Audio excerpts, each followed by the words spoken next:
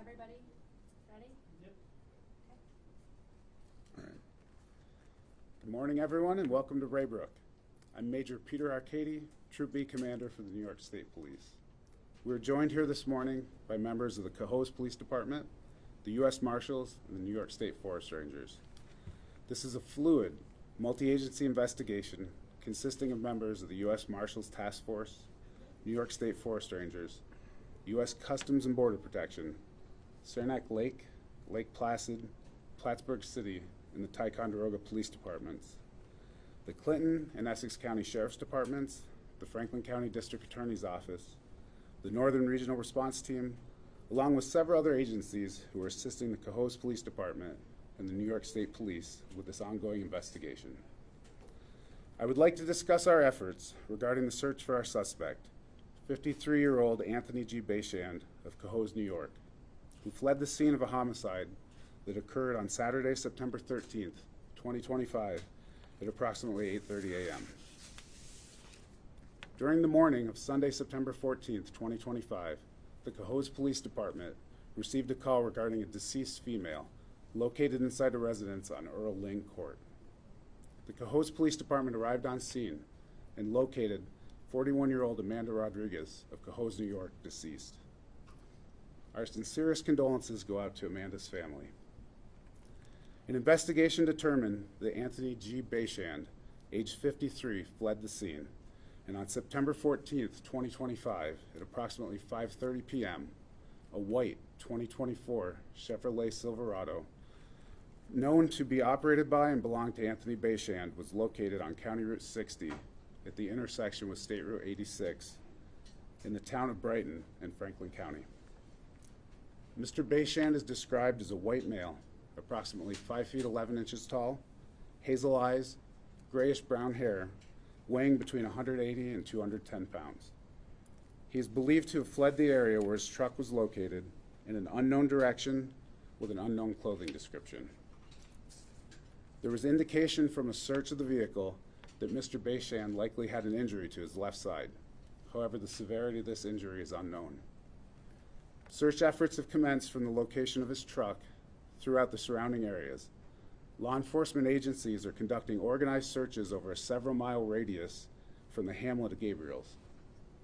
The heaviest concentration of our search efforts have been the mile-and-a-half area north towards Malone and south towards Lake Clear.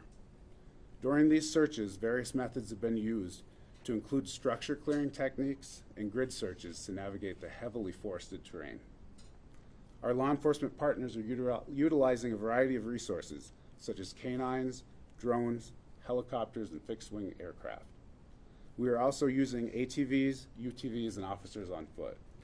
So far, we have logged over 600 miles of recorded tracks over an area covering more than 950 acres. Our teams have visited over 240 residences and dwellings in an attempt to conduct interviews and search the areas. The U.S. Marshals and Crime Stoppers are offering a combined $7,500 reward for information leading to the location and arrest of Mr. Bayshand.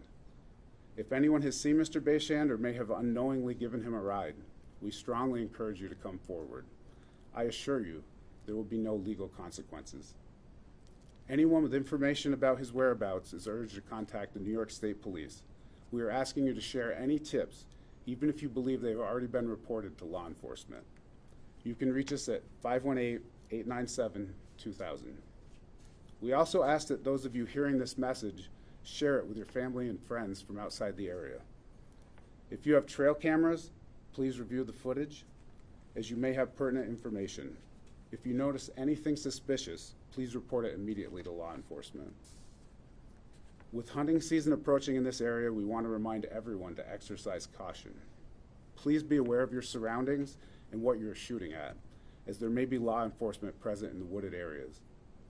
For those of you that will be present in the woods or traveling to your camps, be cognizant in those areas.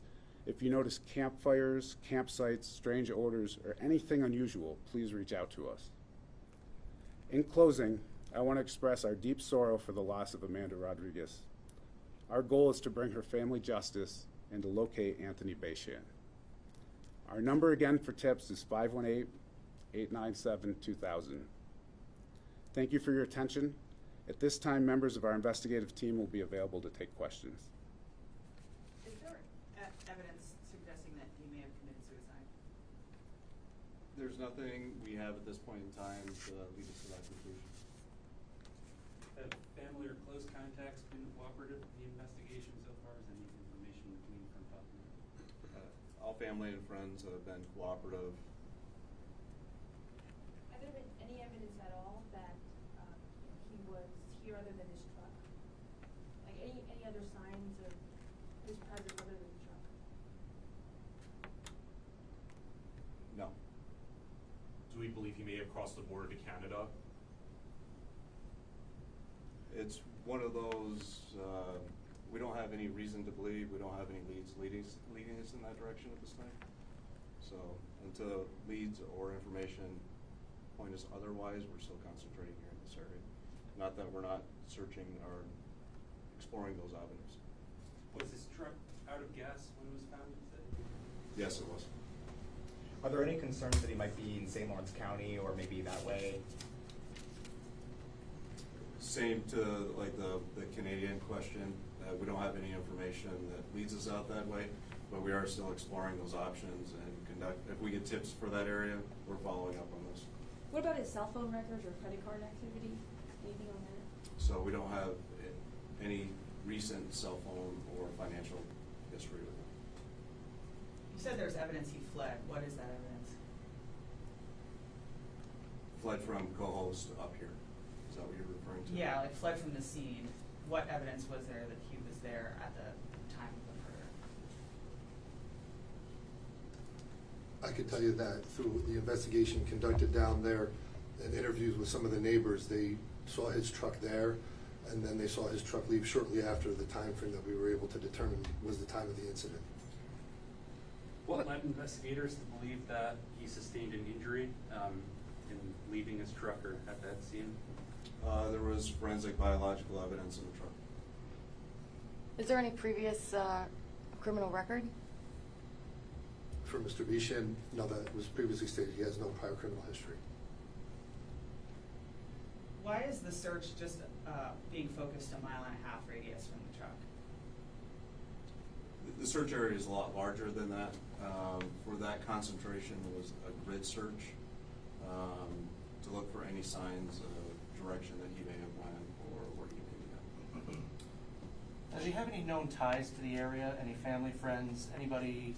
Does he go hunting up in hunting cabins or anything like that? That would we jump in? We don't have any information that he had any ties to this area other than the victim.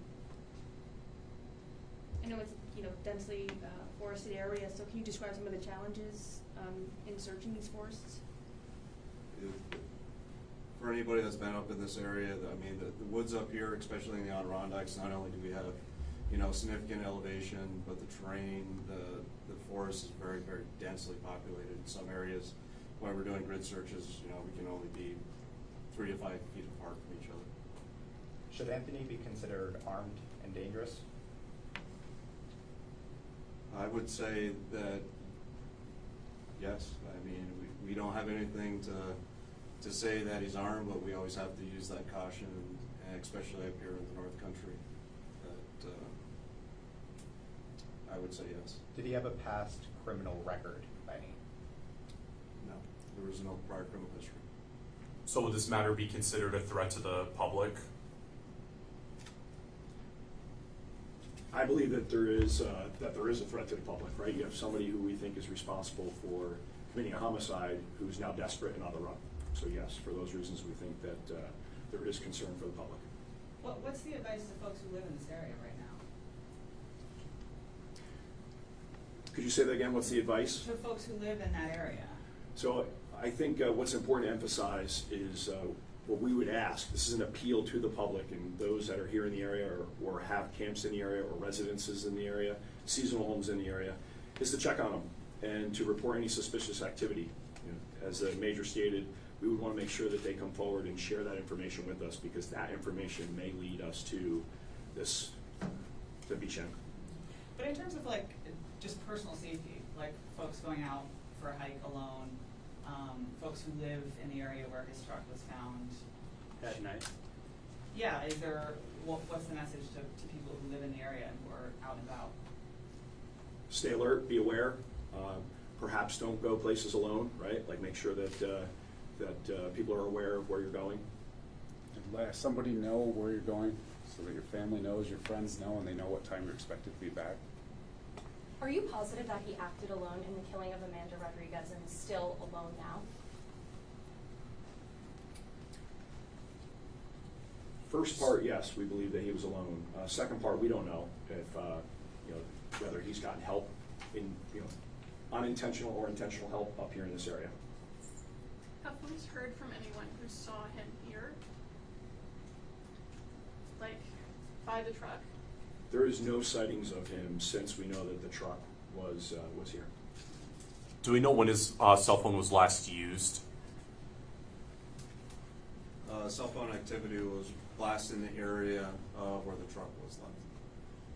How far away from the border is the truck? For people who aren't sure of, the topography, and how far away from the border, and especially on foot, how long would it take him if he did make a run for it? Do we think? It was around 40 miles, straight as a crow flies from where the vehicle was located to roughly where the Canadian border is. You're talking on foot. There's a lot of variables with that one. That was really kind of a difficult question to answer. So more than likely, it would take him a while to get Yeah, a it would take definitely some time. So with the cell phone last being seen at the truck, were state police able to, or investigators able to access it when information was looking for, and was anything from that? The physical device was not there. Have you worked with Canadian law enforcement? Have you had conversations with them about the situation? What have they said? We've made notification to the Canadian counterparts, that they're aware of the situation. But again, we don't have anything directly to information to provide to them to get them to search in a certain area, but they are aware of the situation. We have a good working relationship with the Canadian authorities. So. Has the murder weapon been found? I wouldn't want to comment on some of the specifics. We can't get into those because of the potential of a pending prosecution. We just can't get into some of the details of the evidence that we have. Could it be possible that someone drove in a different car separately with him up here? Or is there evidence to rule that out? We believe the most likely scenario is that he came up here alone. Was Camp Gabriel searched? The So- former state prison? Several times. Have you spoken to family and friends of Anthony? If so, what have they said about his characteristics? Was he a violent person? I don't have any information on the interviews that were conducted. Yeah, as far as the information regarding the family interviews and stuff like that, there was, as far as that information, we were asking more about like what he is like up here, and as far as his past history, there was no indication that he'd be violent up here, but also giving it why we're looking for him, we obviously can't rule that out either. I think this question's already been asked too, but did he have any sort of connections to the North Country up here or anything like that? The only connection he had to the North Country was the victim's family. What led to Rodriguez's mother calling police with concern? She hadn't talked to her daughter, and I think that was unusual to go 24 hours without speaking, so she asked a friend to go and check the residence. How frustrating is this investigation? Who are you asking? Any one of you? So I don't look at it as frustration. I look at it as like we're facing a difficult task, and we all are working together to embrace that task and get after the problem and locate and capture Bishan. I agree with what he's saying. I think that we all want this to come to a quick resolution, but the level of cooperation and the amount of effort that's put into it, there's no frustration there because this is an amazing example of teamwork and the tremendous effort being conducted between the state police and the forest rangers and the marshals and all the law enforcement partners the Major previously mentioned. In that regard, I've never seen anything that's worked as well as this has, but there is obviously that underlying frustration of not having found him yet. How does it compare to other searches, especially if you take out the fact that it's a rural wooded, thickly wooded area? How do you compare this search to other ones you've been involved in? So the one thing that is a little different, right, is that we are in this rugged environment in the Adirondacks, right? So I know you just mentioned that, but that makes this search unique. We also have a scenario where the last proof of life has been over a week now, right, approaching 2 weeks. So that can occur with other searches by comparison, but sometimes, we're just waiting for that breadcrumb of evidence or information that's going to help lead us to capturing him. How long will the search be active? It's really not we don't have like a deadline set or some sort of next triggering event that's going to conclude this massive search effort. We have not even discussed it. And so right now our posture is we're all in. This team up here and our law enforcement professionals and partners around the region are all in on this. And our aim is to locate and capture him. When you say all in, can you detail exactly or approximately how many law enforcement personnel have been involved in the search? My estimations would be probably over 100, maybe even approaching 200 in terms of law enforcement professionals. On any given day, you have between 30 and 50 in the last week. Is that a fair estimate? With it hunting season, and you're going to have more boots on the ground basically passively searching, how much do you think that would help as far as covering the terrain? Because obviously there's going to be a lot of people that are going to be looking not only for game but also him as well. Yes, that's a great question, and that ties into that appeal to the public.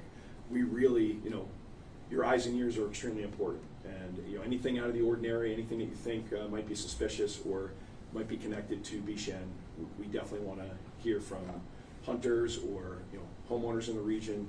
We want to hear from them. Are there any changes to that 30 to 50 people per day going forward if nothing happens, or is that going to continue, at least for the time being? So that's a great question. As I stated, we really don't have an end date in mind right now. But sure, at some point in time, if we continue and there is zero signs or evidence to suggest that he's still in the area, then of course we'll have to reevaluate the resources that are committed to it. But that's not being done at this time? No, we are focused on the task ahead and are fully committed to this.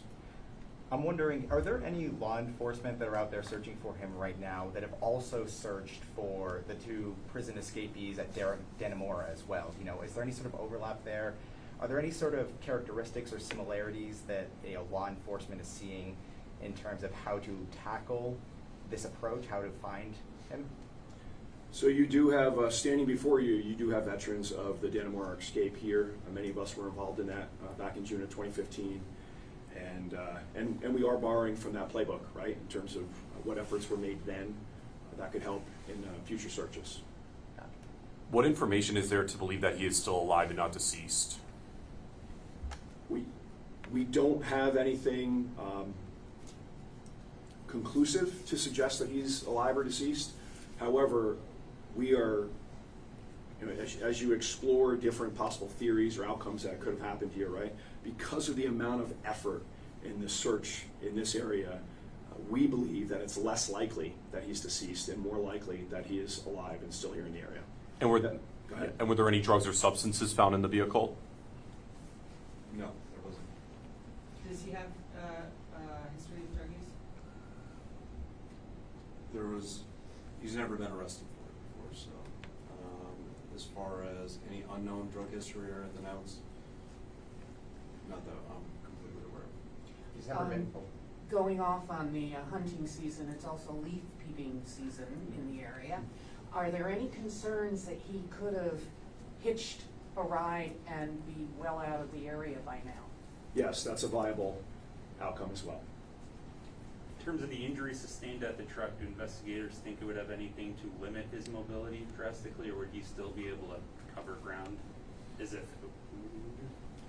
It's too difficult to tell or determine from what was in the truck, just that there was evidence supporting the fact that he may have some type of injury. Blood? Yes.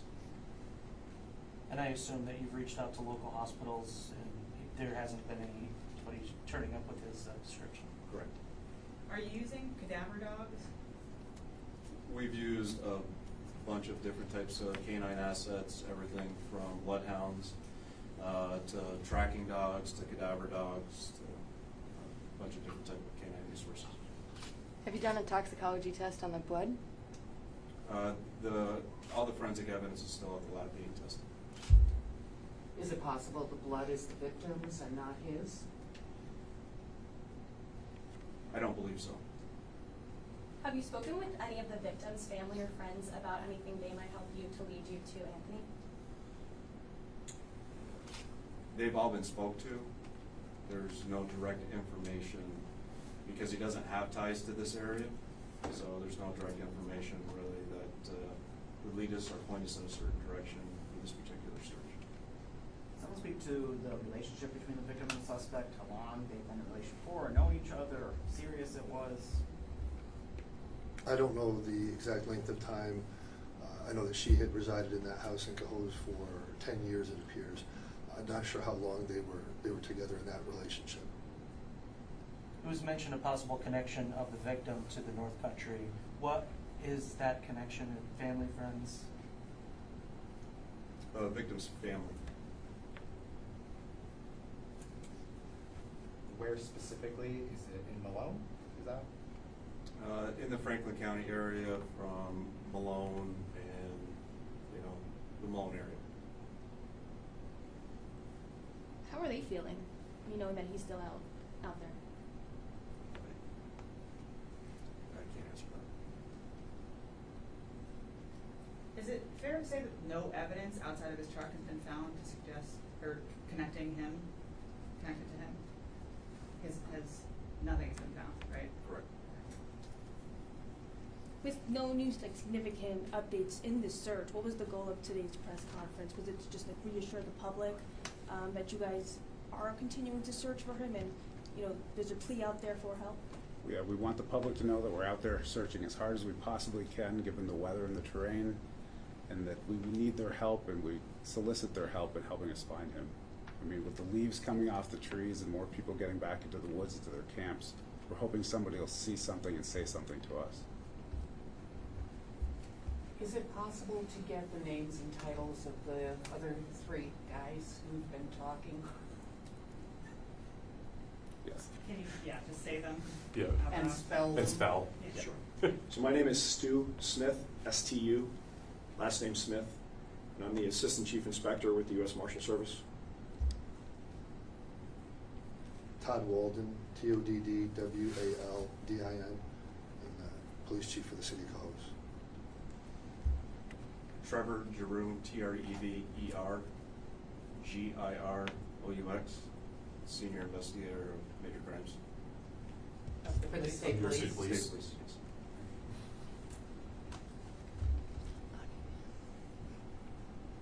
And just so I get this right too, where are we looking today for him right now? I want to make sure I get that part right. Where's the search happening now? So the searches today are concentrating, we're going more out toward the cabin areas, campsites.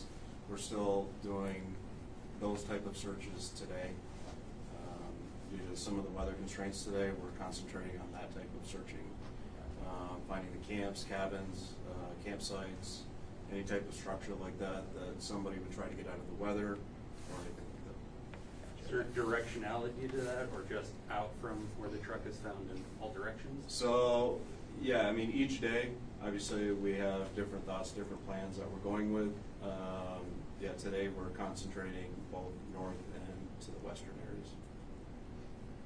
Just to go in more detail about why do you believe that he is still alive rather than deceased?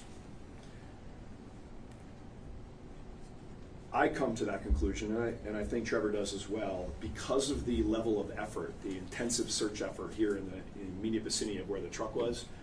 We think it's most probable that if he were to have committed suicide, that it would have been somewhat close to where the truck was, right? And because of that comprehensive search of that region and not discovering his remains, that leads me to believe that he's likely to still be alive. You mentioned that he didn't have any ties up here, that the victim had ties up here, and yet he was making his way up here. Was he going to the victim's family, do we think, or have we explored that, why he was coming up here? Obviously, that would be a thought, but there's nothing to lead us to that conclusion whatsoever. Would there be a heightened level of concern for the family that if he's out there, he's still trying to theoretically make his way to them and potentially do harm?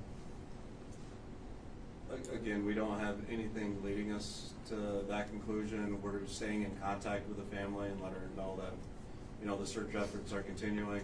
We're constantly having our patrols, our members who are doing the searching also concentrating and touching base with them on a basis. How many tips have come in? I would say at this point in time, we're over probably 200 tips Any that of them we've followed up on. Any of them helpful? Not yet, not at this point in time, but we're still following up on anything. And again, kind of, at any point in time, it could just be that one little tiny piece of information that kind of gets us going back in the right direction of where he's headed to. But just speaking on those tips, we are extremely appreciative that the public is reaching out and with good information. Some that closely resemble matching Bishan that we are following up on. So it's been extremely helpful that the tips are coming in, whether it's to help us confirm or deny a possible sighting of Bishan. For people who are seeing this press conference now and are wondering where's a picture of him, where's the easiest place to find a picture of him, his description, where's the easiest place to pull up that information? I think that's been released a few times from the state police, and it's available online.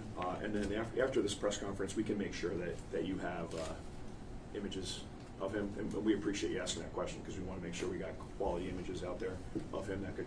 And the proper assist. pronunciation of his last name is it Bishan? Well, that's a good question. I followed the chief's lead. I think, the major's lead. I think they pronounce it Bishan, right? Yes, sir. Yeah.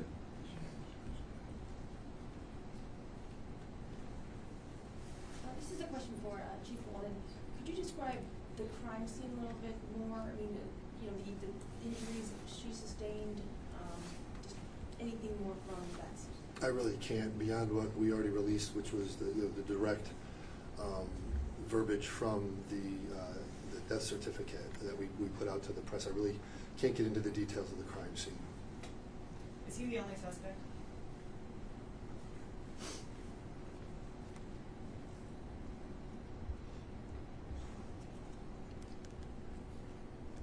The way I've phrased it before is that you explore all the avenues, obviously, and anything that gives you evidence is what you're going to follow. And when you start with close friends, family members, and relatives, and you're able to speak to all of them and rule them out, you have to make the one person who was her intimate partner and the one who resided with her and now can't be found going on 12 days, the prime suspect. But I wouldn't say from the beginning that the focus was entirely on him. You have to just look at every possible connection that there is. So is it possible that he too could be a victim and could have been brought here against his will? I think that's extremely unlikely and not part of the equation. This will be the last question, right? Whoever decides to send it out. Would you Does say everybody have any? Oh, sorry. Sorry, go ahead. No, you go. Mine was just kind of closer. Would you say that there is sufficient evidence that he committed this murder?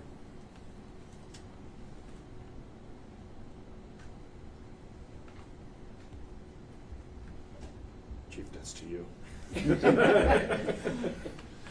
There is a lot of evidence that has been recovered. There's more being recovered every day. A lot of the search warrants take time. A lot of the electronic devices and a lot of phone downloads and other things that you need to put the case together completely.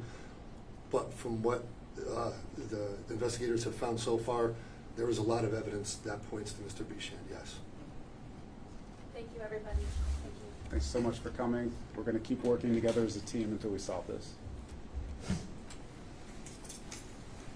I didn't expect it to be me, like percentages would have been you guys. Well, I don't really want to.